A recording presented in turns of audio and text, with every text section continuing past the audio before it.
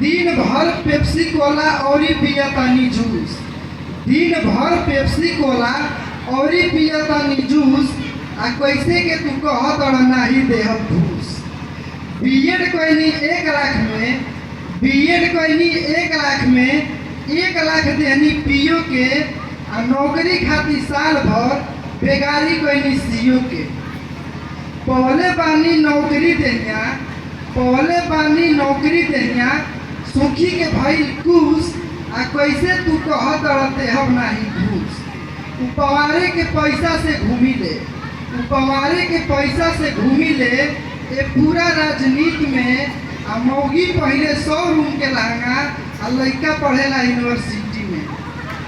बाजार ई हरदम बनल रहेला, बाजार ई हरदम बनल रहेला, चाहे माँ रहे पूस। आ कैसे तू कहत देहब नाही घूस। दिन भर के 500 रुपया, दिन भर के 500 रुपया तेजी खर्च बा टोटल। आ शाम के एगो मुर्गा चाहिए आ एगो किंग फिशर के बोतल।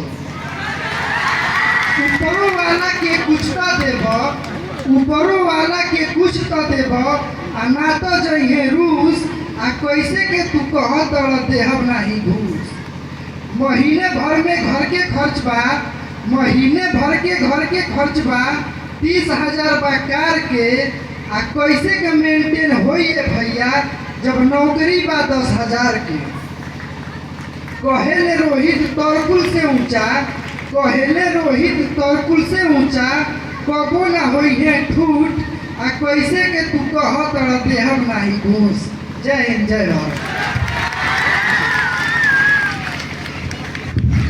Hello hello.